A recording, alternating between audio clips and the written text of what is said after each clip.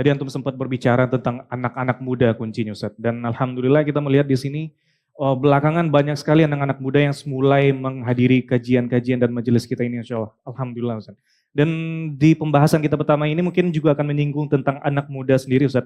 Dan di sini ada kata kunci pertama yaitu mental health ala-ala anak Gen Z. Antum tahu anak Gen Z Ustaz? Ya. Masya Allah. Jadi di sini anak-anak muda itu terkadang menghadapi tantangan-tantangan unik permasalahan di hidup mereka dan terkadang mereka juga memiliki reaksi yang unik juga terhadap masalah mereka Ustaz. Terkadang mereka gampang rapuh, kadang gampang cemas dan merasa kesehatan mental mereka terganggu Ustaz. Dan mungkin bisa diberi nasihat untuk teman-teman kita di sini yang muda-muda ataupun mungkin orang-orang tua di sini bagaimana Islam mengajarkan seorang muslim untuk menghilangkan rasa cemas yang berlebihan. Dan sebagai orang tua, bagaimana kita bisa mendukung anak-anak kita untuk menjaga kesehatan mental kita. Tafadhol Ustaz, silakan. Tidak ada panduan yang terbaik selain agama. Mau anak muda, mau orang tua, selama mereka belajar agama ini yang benar, pasti mereka akan kokoh di tengah-tengah masyarakat. Punya ide yang brilian, punya semangat yang besar, punya akhlak dan karakter yang baik, itu agama semua yang membentuk. Orang kalau dulu seperti ini, orang dengar, oh ke teman jujur, dapat ini ya, oh tanggung jawab itu begini ya, amanah itu seperti ini ya, keutamannya, oh berbohong itu ini hukumannya, berzina itu hukumannya, orang jadi baik. Orang kalau belajar agama itu orang jadi baik, karena semua yang diperintahkan agama, baik. Jujur, amanah, tanggung jawab, bakti sama orang tua, jenguk orang sakit, bantu orang susah, semuanya baik-baik dan semua ada keutamaannya. Begitu juga dengan yang dilarang, bohong, menipu, mencuri, semuanya tidak baik dan ada ancamannya. Duduk dengarin agama itu. Maka itu akan membuat menjadi satu pondasi yang sangat dasar sekali. Ya, tanpa saya tahu kalau akan ada pertanyaan yang sedetail ini, tadi waktu saya berikan pembukaan itu, bukan karena ada korelasinya tadinya dengan pertanyaan ini ya, tapi tadi saya tiba-tiba terlintas untuk menyampaikan itu. Jadi memang teman-teman sekalian tidak ada yang membuat orang itu terbawa dengan arus cemas yang berlebihan, terutama berhubungan dengan masa depan, ya kecuali karena memang mereka masih lemah secara agama. Apa yang antum khawatirkan? Rezeki Allah sudah tentukan. Sebelum kita lahir, sebelum Nabi Adam lahir, sebelum alam semesta ini ada, Allah ciptakan pena dan mencatat semua kejadian. Semua kejadian. Di antara kejadian tersebut adalah rezeki. Sudah dengar hadis Bukhari tentang bayi pada saat ditiup ruh, apa kata Nabi SAW? Dicatatkan rezekinya. Bahkan di situ ditakdirkan, dicatatkan asyaqiyun am sa'id. Apakah dia itu orang nanti celaka atau dia orang yang bahagia? Allah Subhanahu wa taala bukan di sini memaksa hamba tersebut harus jadi orang yang celaka atau orang yang bahagia, bukan. Tetapi Allah Subhanahu wa taala dengan kemahaluasan ilmunya, sebagaimana Allah sebutkan dalam Al-Quran, وَقَدْ أَحَاطَ بِكُلِّ شَيْءٍ عِلْمًا. Allah ilmunya itu meliputi segala sesuatunya. Jadi saya sama antum ini, sebelum kita diciptakan Allah sudah tahu. Allah tentuin pasti umur kita berapa, tapi af'al ibad, pilihan-pilihan perbuatan kita, saya hari ini sama Akhdian pilih baju ini, antum masing-masing pilih baju ini. Ini bukan Allah yang suruh kita pakai baju itu.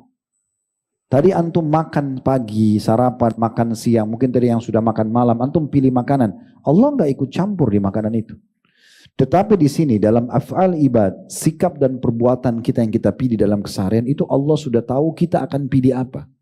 Malam ini yang dulu di masjid ini, itu Allah sudah tahu dari sebelum diciptakan alam semesta siapa saja yang hadir.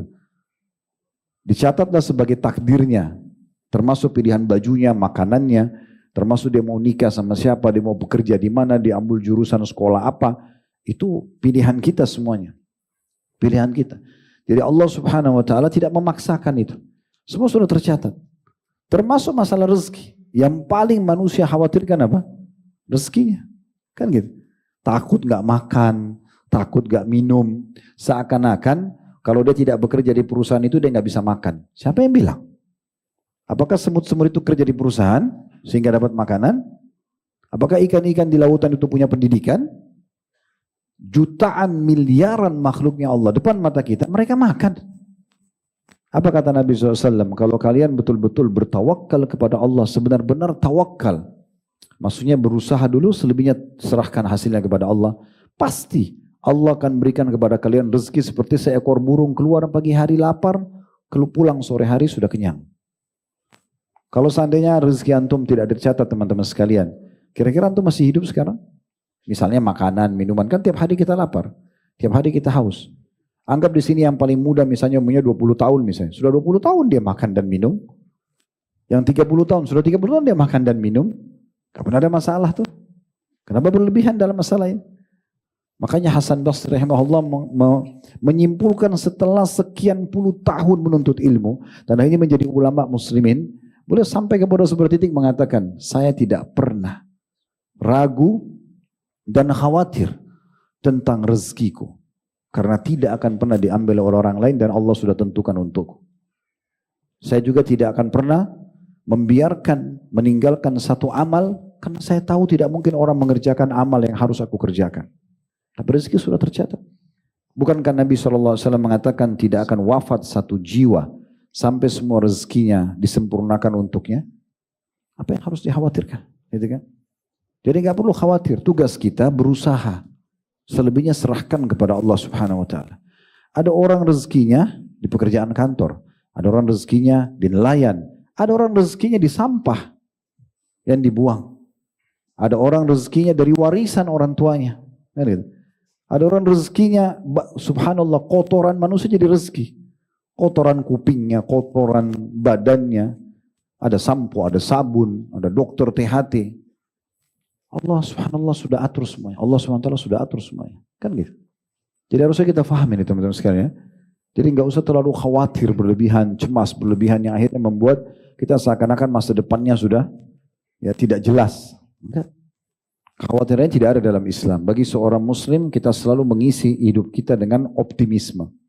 Kata Nabi SAW, saya tidak suka dengan pesimis dan saya sangat suka dengan al-fa'al. Kata para sahabat, ya Rasulullah, apa itu al-fa'al? Kata Nabi SAW, kalimat optimis. Saya bisa, saya mampu, saya akan sembuh. Selalu sangka baik dengan Allah Subhanahu Wa Taala. Dan tidak ada agama teman-teman seperti agama kita ini. Dalam memotivasi ya penganutnya agar punya optimisme yang sangat tinggi. Sampai kata Nabi SAW, kalau di tangan kalian masih ada bibit tanaman dan dia tahu besok kiamat tetap dia tancap. Tetap dia tanam. Besok kiamat sudah tidak berfungsi lagi, tetap dia tancapkan. Ya, supaya dia semangat ya untuk selalu berbuat kebaikan. Abdullah bin Umar radhiyallahu anhu pernah menanam bibit kurma, rambutnya semua sudah putih, alisnya putih, jenggotnya putih, sudah tua sekali. Lalu orang-orang di sekitarnya tahu pohon yang ditanam kecil. Kata mereka, wahai Abdullah bin Umar, semoga Allah rahmati Anda. Anda menanam pohon kurma ini, kapan Anda mau panen hasilnya? Mereka cuma tidak mau bilang, Anda sudah tua, nanti mati nggak bisa rasakan. Abdullah bin Umar dengan senyum mengatakan, kalau saya tidak bisa menikmati hasilnya, akan dinikmati oleh orang yang datang setelah saya. Artinya, nggak masalah mereka nikmati buahnya, saya dapat pahalanya.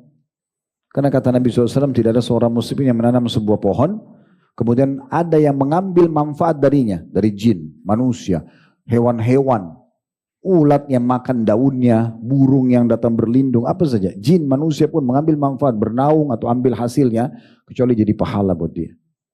Jadi kita agama yang penuh dengan optimisme, gitu kan. Tapi memang harus belajar ini. Harus belajar, jadi kita akan semangat selalu, ya. Seperti itu gambarannya. Kenapa kadang-kadang muncul kecemasan, teman?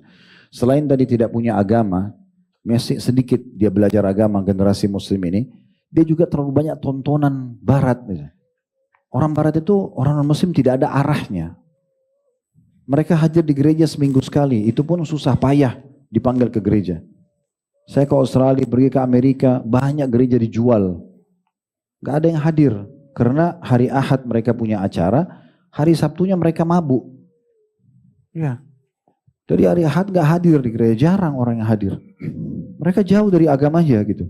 Kalau antum sehari 5 kali wajib sholat di masjid misalnya. Belum lagi ada kultum, ada ceramah. Di khutbah Jumat ada ceramah gitu kan. Jadi memang berbeda. Dan jangan ambil mereka. Kalau mereka kecemasannya sangat tinggi. Karena jauh dari agamanya. Dan memang dibebasin 18 tahun sudah boleh coba minuman keras. Sudah boleh seks bebas. Bahkan boleh laporkan orang tuanya di pengadilan. Mana dalam Islam kita bisa laporin orang tua kita? Anak durhaka kan gitu. Harusnya dia bakti, dia makin dengar, tidak boleh mengatakan pada orang tua, antara langit sama bumi. Jadi antum jangan terlalu banyak tontonan mereka ini. Ya. Yang membuat generasi muda muslim banyak mau pacaran, karena tontonannya. Diajarkan begitu, masa muda pacaran. Gitu. Akhirnya hamil di luar nikah, kita nonton, berpengaruh. Mata kita melihat, pikiran kita ini mulai mencerna hasil mata kita nih. Oh begitu ya. Gitu. Oh begitu sentuhan, oh ciuman ya. Pengen coba, setan tambah bisikin, ayo buat saja gitu ya. Bodohnya dia, iya benar, dibuat. Jadi harusnya hati-hati ya. Makanya hindari tontonan-tontonan itu teman-teman. Sudahlah, berhenti ini selalu mengidolakan orang-orang non-muslim. Apalagi tokoh-tokoh fiktif, Batman, Superman, Spiderman, omong kosong ini. Tokoh fiktif. Berapa kali ikhwah foto sama saya, handphonenya di belakang stiker Spiderman. Kenapa, untuk apa? Saya bingung, apa yang mau dibanggakan? Itu kalau betul dia bisa terbang-terbang begitu, luar biasa. Itu kan film dibuat, gitu kan. Jadi nggak benar dia loncat dari building ke building, itu nggak benar, gitu kan. Cuplikannya nggak benar. Superman sudah mati, hidup lagi. Ini dan itu, omong kosong semua. Ya, tidak. Akhirnya antum jauh dari toko yang sebenarnya. Antum tidak kenal siapa Abu Bakar, siapa Umar, siapa Qa'qa'ah, siapa Talha, ya, siapa Zubair bin Awam. Yang kalau namanya mereka didengar oleh orang-orang non-muslim di masa itu, mereka gemetar. Gitu. Karena beraninya. Kan gitu. Nanti insya Allah hari Sabtu, pekan depan kita tablik akbar tentang Khalid bin Walid radhiyallahu anhu di jilid 4 serial sahabat kita. Saya buka lembaran hidupnya beliau. Itu sampai susah menggambarkan itu ya. Ini bagaimana generasi muda muslim itu luar biasa keyakinannya dengan Islam dan luar biasa tentang peduli dengan agama dan bagaimana mereka menyebarkan. Sampai kalau didengar namanya di Persia atau di Romawi, mereka ketakutan. Kalau ada di pasukan Khalid bin Walid, mereka nggak berani berhadapan. Gitu. Pasukan suku Hawazim di perang Hunain, mereka jumlahnya hampir 30.000 orang. Karena mereka bawa juga perempuan sama anak-anaknya. Berani sekali mau berhadapan dengan muslimin. Sampai mereka melihat ada satu orang sahabat menaruh 2 tombak kuning di pundaknya. Lalu pimpinan mereka yang terkenal badannya sangat kekar, pemberani nanti masuk Islam. Gitu ya. Itu menanyakan sama prajuritnya, siapa orang yang punya 2 tombak kuning itu? Kata prajuritnya, itu Zubair bin Awam. Kata panglima perangnya suku Hawazim ini, tinggalkan kancah peperangan sekarang. Tak berani sama Zubair, satu orang ini, pasukan Islam banyak, dia nggak takut. Begitu lihat Zubair langsung lari. Karena Zubair ini, kalau mau dipecikin takbir untuk pasukan perang, itu umurnya masih 20-30 tahun, sampai 30 tahun. Dia berada di depan, tunggu Allah Akbar, dia paling pertama nyerang musuh. Maju sendirian. Sampai ke pasukan belakang musuh ditebas sana sini, bawa harta rampasan perang atau tawanan pulang ke pasukan Islam. Sendirian. Itu generasi yang luar biasa. Sekarang dengar suara peluru, apa itu? Guntur, ketakutan. Ya. Bahkan takut sama kecoa. Saya kadang-kadang lihat ada ikhwan itu lari kecoa. Kenapa? Kecoa. Siapa lebih besar antum atau kecoa itu? La haula wala quwwata illa billah. Saya di rumah juga begitu. Anak saya yang laki-laki lari-lari kecoa. Kecoa mana kecoa? Saya panggil turun sini. Siapa yang lebih besar, kamu atau kecoa? Saya. Baik, selesai. Dorong kecoa itu. Apa yang takut? Kecoa ditakuti. Bagaimana mau hadapi Yahudi ini? Kecoa takut, laba-laba takut. Apa takut semua? Hah? Itu karena tontonannya semua. Atau untuk menghayal kayak Spiderman, digigit sama laba-laba terus langsung. La haula wala quwwata illa billah. Ya, jadi harus berubah ini. Ya. Harus keluar dari kemulauan itu. Dan jadikan tokoh-tokoh muslim sebagai idola antum. Ya.